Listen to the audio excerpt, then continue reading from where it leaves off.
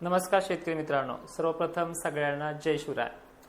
मित्रांनो, जे काही अंदाज दिलेत आतापर्यंत त्या अंदाजानुसार तुम्ही सक्रियता पाहिली। अनेक जण नवीन आहेत, त्यांना आपल्या अंदाजाबद्दल माहिती सुद्धा नाहीये। अशा शेतकऱ्यांसाठी हा व्हिडिओ बनवतोय, कारण की पुढील काळामध्ये पेरणी, धुरळ पेरणी आणि महत्त्वाचं म्हणजे मान्सूनचं असमान वितरण किंवा मान्सून संदर्भात मोठ्या बातम्या सुद्धा येतात की दुष्काळ आहे। त्याचं पूर्ण एक्सप्लेनेशन हे शेवटच्या व्हिडिओमध्ये करतोय, कारण की मान्सून बाबत पुन्हा सांगणं देखील सारखं चुकीचं आहे। पण अनेक कमेंटसाठी हा उत्तर म्हणून आपण देण्याचा प्रयत्न करतोय। शेवटपर्यंत पाहून तुम्हाला काय वाटतं हे कमेंट बॉक्समध्ये सांगायचंय। सर्वात महत्त्वाचं म्हणजे मान्सून श्रीलंकापर्यंत पोहोचलाय। जवळ असलेल्या अरबी समुद्रामध्ये कमी दाब सक्रिय आहे, त्यामुळे जे काही बाष्प येते ते पूर्णपणे छत्रपती संभाजीनगर, नाशिकमध्ये, सांगली, सोलापूर पासून परभणीपर्यंत काही ठिकाणी, जालन्यामध्येही दक्षिण भागामध्ये काही ठिकाणी, तर अहिल्यानगर, पुणे, सातारा वगैरे भागांमध्ये अनेक ठिकाणी पावसाच्या सरी त्यांनी कोसळल्या आहेत। काही ठिकाणी जास्त तर काही ठिकाणी बिलकुल नाहीये। महत्त्वाचं म्हणजे जो काही विदर्भाचा भाग आहे, हा नागपूर पासून अकोला, अमरावती, चंद्रपूर, हिंगोली, वाशिम, इकडे खानदेश भाग, या भागामध्ये ह्या आठवड्यात पाऊसच झाला नाहीये। पण ह्या भागामधनं असा गैरसमज झालाय की आता आम्हाला दुष्काळी पट्ट्यामध्ये मोडतोय का? हे पहा, तुम्ही अजूनही खत घेतलं नाही, अजूनही बियाणं घेतलं नाही, तर तुम्हाला दुष्काळ वाटत असेल ना, तर तुम्ही सपशेल शासकीय हवामान अंदाजावरतीच आपल्या पेरण्याचं नियोजन करायचे। कारण की ह्या गोष्टी वारंवार समजून सांगण्यासाठी मी सुद्धा थकलोय। मी वारंवार तुम्हाला हेच सांगतोय की अशा प्रकारच्या कंडिशन्स होत असतात। सध्या पश्चिम महाराष्ट्रात जो काही पाऊस पडतोय, पश्चिम महाराष्ट्रात जे काही चालू आहे, ह्या पश्चिम महाराष्ट्रामध्ये मान्सूनचा पाऊस व्यवस्थित कधीच पडत नाही। यांना अवकाळी गरमीच्या लेवलमध्ये असलेलाच पाऊस पडतो। आणि अशी कंडिशन संभाजीनगर असेल, इकडे धुळे, जळगाव असेल किंवा मध्य महाराष्ट्रामध्ये बीड वगैरे भाग असेल, यांना फक्त परतीचा प्रवास आणि उन्हाळ्यातला अवकाळीच मोठ्या थेंबाचा किंवा वाहुणी पडतोय। या व्यतिरिक्त मान्सूनचे दोन्ही महिने, जून असतील, जुलै असेल, हा असाच राहतोय। मान्सूनचा पाऊस ह्या मराठवाड्यामध्ये आणि विदर्भातल्या अनेक भागांमध्ये कमीत कमी चांगल्या पेरण्याही करून देतोय। ही दरवर्षी आहे। 2025चाच मी तुम्हाला संदर्भ देऊन ह्या मान्सून 2026चा पूर्ण एक्सप्लेनेशन करतोय।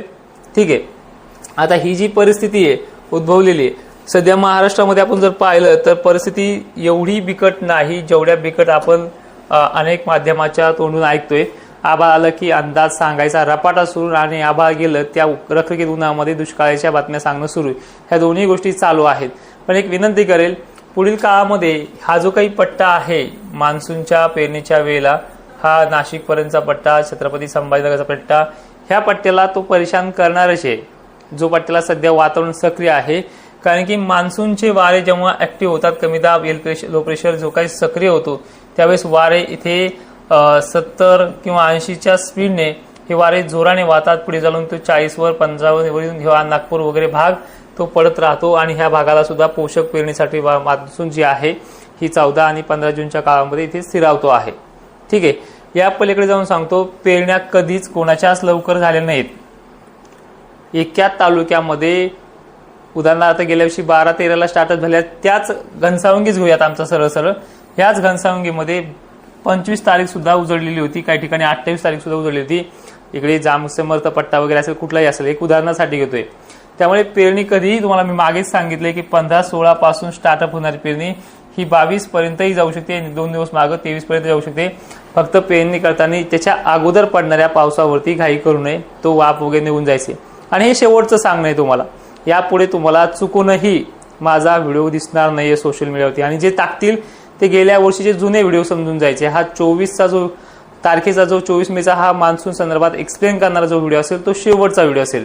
आणि विशेषतः ही माहिती तुम्ही इतरही शेतकऱ्यांपर्यंत पोहोचण्याचं काम करा। 2 वर्षापासून या चॅनलवरती काम करतोय, तर ह्या चॅनलचे 100K सबस्क्रायबर पूर्ण करायचे, मी आज वैयक्तिक तुम्हाला बोलतो आहे, ते आपल्याला करायचे आहेत। ठीक आहे, कारण की अनेक वेळ सांगितलंय की जर खरंच दुष्काळ असेल ना, शासनाने शेतकऱ्यांचा अगोदर विचार करण्यापेक्षा बियाणं, खतं कंपनीचा विचार केला असता की तुम्ही प्रोडक्शन कमी करा, मार्केटमध्ये बियाणं उपलब्ध करून देऊ नका, करोडो रुपयाची उलाढाल करू नका, कारण की पुढे दुष्काळ आहे। हे त्या बियाणं कंपनीला शेतकऱ्यांच्या अगोदर हे त्यांनी सांगितलं असतं। आणि ज्यावेळेस करोडो रुपयाची उलाढाल करणारा जो काही कंपनी असेल, कोणतीही कंपनी असू द्या, खत असू द्या, औषध असू द्या, कोणी बी, की ह्या वर्षी खरंच मोठा दुष्काळ आहे, तर तुम्ही बियाणं खतं वगैरे मार्केटमध्ये आणूच नका. शेतकरी त्यांच्या पद्धतीनं घरगुती बियाणं वापरून शेती करतील, कारण की यंदा भयानक दुष्काळ आहे असं शासनाने त्यांना निर्देश दिले असे.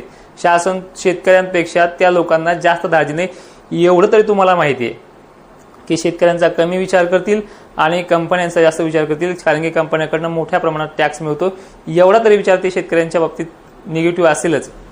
पण नाही, मार्केटमध्ये बियाणं उपलब्ध आहे, औषध खतं उपलब्ध आहे आणि त्यांना सल्ले देण्याऐवजी शासनाकडनं शेतकऱ्यांना सल्ले दिले जातात की पाणी जपून वापरा, अमुक अमुक. बट ठीक आहे, मान्सून बाबत जर बोलायचं झालं ना, तर शासनाकडनं 88% पाऊस सांगितलेला आहे आणि आपल्याकडनं सुद्धा जी काही कंडिशन आहे ती 83 सांगितलेली, कारण की आपण गेल्या वर्षी 92 सांगितली होती, या पद्धतीने पडला. 10% कमी सांगितली, 10% पाऊस कमी आहे.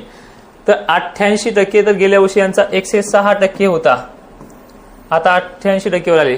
मला एक म्हणायचं, गेल्या वर्षीच्या टक्केवारीनुसार 50% तरी पाऊस पडेल ना. गेल्या वर्षी काही काही भागांमध्ये 10 वेळेस पूर आले होते, यावर्षी 5 वेळेस तरी पूर येईल ना. मग कोणती कंडिशन बेकार आहे.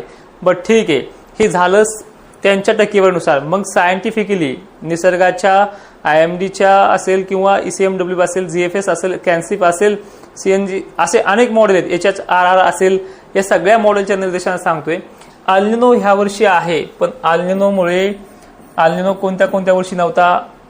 2023ला होता, तुमच्या पेरण्या झाल्या होत्या. 24लाही काही प्रमाणात होता, पण शेवटी परतीच्या पावसाने चांगला धमाका घातलाय. त्यावेळेसही अल्निनोचा प्रभाव 2024 मध्ये राहिलेला होता, म्हणजे 23 आणि 24ला सुद्धा. त्या अगोदर 15ला बी झाला. मग मला एक म्हणायचंय, 15 पासून ते आत्ताच्या 25 पर्यंत, ठीक आहे 26 अजून बघायचंच की किती वर्ष दुष्काळासारखे पडले. ज्या वातावरणामध्ये दुष्काळाची भूमिका स्पष्ट केली जाते त्याचा संदर्भही मागच्या सालाप्रमाणे दिला तर शेतकऱ्यांना त्याचे नियोजन करते. तर ह्या वर्षीची कंडिशन माझ्या मते सरळ 24 सारखी आहे. पुढे चालून परतीच्या पावसात सुद्धा वाहणी वगैरे पाऊस होणार आहेत. सगळ्यात महत्त्वाचे अजून एक सांगतो की बऱ्याच शेतकऱ्यांना माझे अंदाज आवडतात, पण ते लाईकच्या माध्यमातून कळतं की 2000 शेतकऱ्यांना ते आवडतात. तर तुम्हाला माझे अंदाज आवडत असतील तर लाईक करा, कारण की बऱ्याच शेतकऱ्यांपर्यंत ते मेसेज पोहोचतो. धुरळ पेरणीचा विषय तर घेतच नाही ह्या व्हिडिओमध्ये, कारण की नकोच, एखाद्याने आपल्या भरोशावर लागवड करायची आणि ती नुकसानामध्ये जायचे. पण विनंती अशी आहे की तुम्ही, जर मी म्हटलंय की बाबा तुम्ही ह्या वर्षी पेरणीच करू नका, तुम्ही थांबणार आहात का हे कमेंटमध्ये सांगा. बियाणं तर घेणं चालू आहे, खतासाठी मरमरही चालू आहे आपली. पण एक थोडक्यात सांगेल की पावसाळा जूनमध्येही चांगला आहे, जुलैमध्येही चांगला आहे, जो दरवर्षी पडतो. गेल्या वर्षी सारखं तर साम्यता ह्या वर्षी 2 महिने तर आहेच. पुढे एक खांदा खंड आहे, तो मी 5 मार्चच्या व्हिडिओमध्ये पण दिलाय, वाटल्यास त्याची लिंक कमेंट बॉक्समध्येही पिन करतो. त्यानंतर परतीचा पाऊस मोठा आहे, थोड्या दिवसासाठी आहे, एक 20-25 दिवस चालेल, पण चांगला आहे.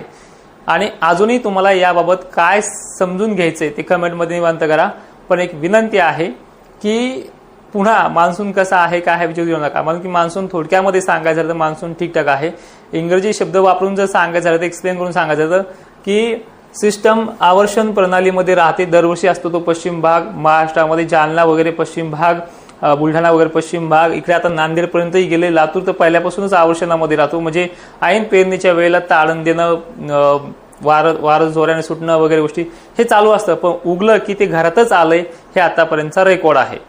आणि सगळ्यात महत्त्वाचं ह्या 2-3 गोष्टी सांगायचं झालं तर ठीक आहे, जर माझ्याच तोंडून तुम्हाला बळच काढायचं की यंदा दुष्काळ आहे, तर समजा मी तर म्हणतच नाही दुष्काळ, तर मी माझा निर्णय ठामच आहे, दुष्काळच नाही. 2024 इतका तरी चांगला पडणार आहे, 25 सारखा तर पडणारच नाही अजून 5 वर्ष पण आहे. पण दुष्काळ म्हणून तुम्हाला ऐकायचं असलं तर ठीक आहे, मी म्हणतोय दुष्काळ आहे. मग शासकीय हवामान तज्ञाचे अंदाज पाहून तुम्ही एवढा महिना पेरणीच करून दाखवा, किंवा इतर कोणी सांगत पेरणी करून दाखवा, हीच भानगड येईल.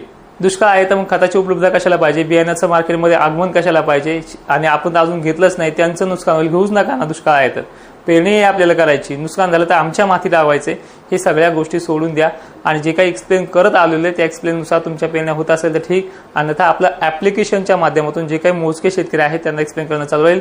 आणि मान्सून संदर्भात हा शेवटचा व्हिडिओ राहील. पण माहिती शेवटपर्यंत पाहणाऱ्या शेतकऱ्यांचे धन्यवाद, आणि ही माहिती सर्व शेतकऱ्यांना पाठवण्याचा प्रयत्न करा. जय शिवराय.